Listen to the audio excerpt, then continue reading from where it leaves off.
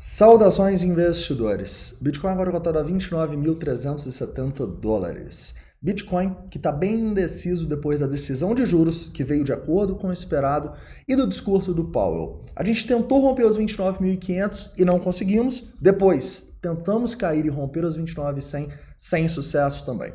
A gente voltou para esse meio do caminho e a grande dúvida agora é: nós temos força para continuar essa alta das últimas semanas ou a tendência de curto prazo vai pesar e vem mais dump por aí? Quero discutir essas possibilidades e também te mostrar um pouco sobre o que aconteceu hoje, como o mercado está interpretando o discurso do Powell. Bem-vindos a Investidor Moderno.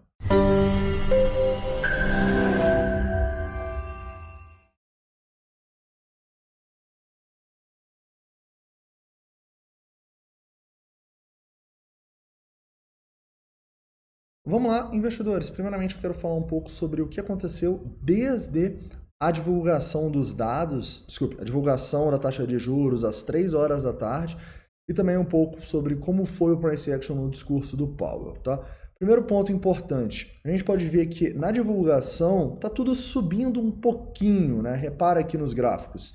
Tá tudo um pouco acima, mas é bem pouquinho, sabe? O preço tentou romper para cima algumas vezes, depois tentou romper para baixo, como vocês podem ver aqui, tanto no Bitcoin, quanto no S&P, quanto na Nasdaq, e agora tenta manter aí uma alta desde 3 horas da tarde, tá bom? O que aconteceu para mim, na verdade, foi bem simples. Primeiro, veio de acordo com o esperado, a gente teve um aumento de 0,25 pontos base, já era 99,9% de chance do mercado. Acreditava que isso ia acontecer, então a gente não teve tanta volatilidade assim. Na verdade, não teve nenhum momento ainda, mas o preço não movimentou tanto depois que a gente teve esse aumento de 0,25. O que fez preço e provavelmente vai fazer nas próximas horas é a expectativa do mercado para os próximos meses, né? E essa expectativa, ela mexeu um pouquinho, tá bom?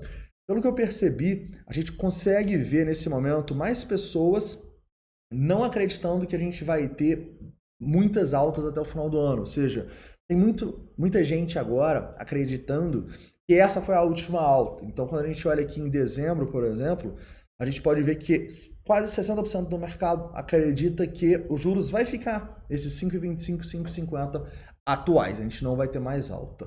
Porém, quando o Powell falou que ele espera a inflação em 2% somente em 2025, o mercado ficou um pouco mais pessimista, porque isso dita que se o Powell só espera a inflação lá em 2025 a 2%, ele vai ter que manter a taxa de juros elevada por mais tempo. A partir daí a gente começou a ver que o mercado parou de acreditar em qualquer diminuição da taxa de juros em janeiro, em março. A gente começa a ver um mercado acreditando na diminuição da taxa de juros para 5,25 lá em maio, tá bom? Tem uma turma um pouco mais otimista que acha que pode cair até abaixo de 5, mas a gente começa a ver o mercado olhando para a diminuição da taxa de juros mais à frente.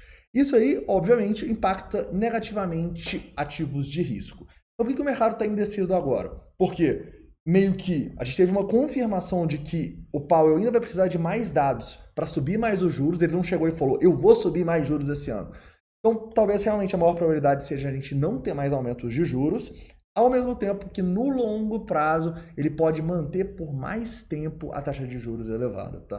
Então é por isso que a gente está indeciso, é por isso que a gente vê aqui Bitcoin, S&P e Nasdaq lutando, tipo, quase que no 0 a 0, que subindo um pouquinho aí cai e volta para os dois lados, tá? Mas, sinceramente, eu sei que isso é um saco, essa consolidação, mas eu não imagino a gente consolidando durante toda essa semana, porque a gente ainda tem dados econômicos muito importantes. Amanhã tem PIB nos Estados Unidos às 9h30 e tem PCE, a inflação mais importante para o Fed, na sexta às 9h30. Inclusive, vai ter live de membros novamente sexta-feira dentro do escritório, beleza? 9h30 da manhã para a gente acompanhar ao vivo os dados de inflação. Se você não é membro ainda, só ir no primeiro link da descrição, você vai ver tudo que você tem direito, beleza?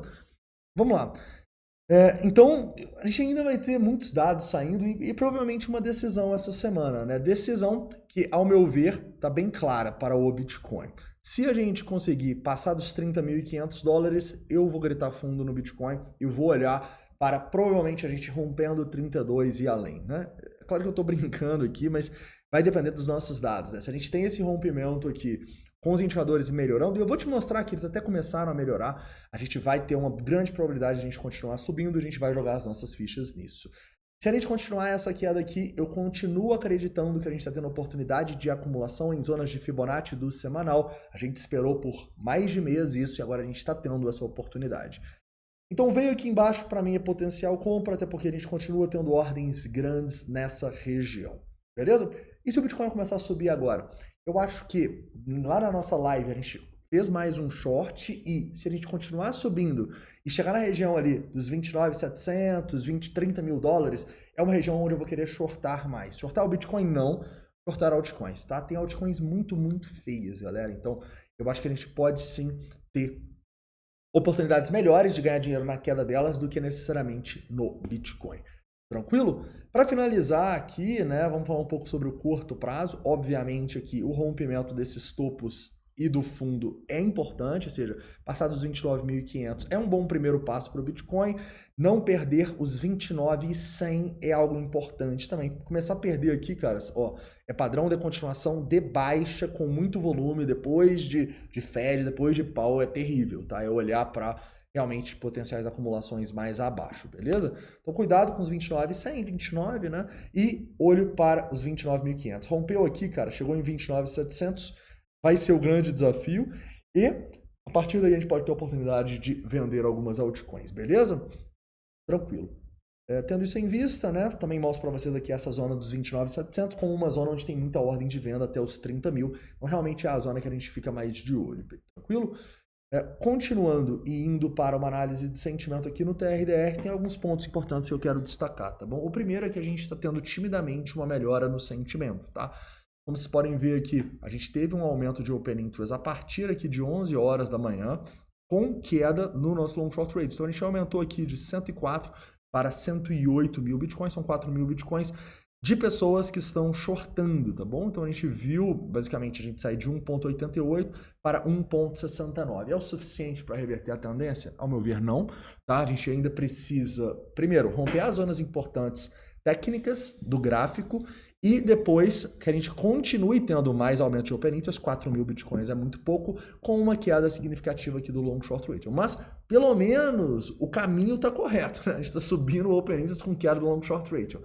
Se isso continuar acontecendo, tem uma boa chance aí do Bitcoin surpreender e começar a romper para cima. Mas ainda é muito cedo para falar de reversão e de alta, tá? A gente ainda precisa entender que a alta que a gente pensa agora é uma alta de longo prazo. No curto prazo ainda falta demonstração de força para a gente apostar mais nessa alta aí nos próximos dias. Beleza? Então é isso, um forte abraço, a gente se vê aí dependendo dessa volatilidade. Até lá.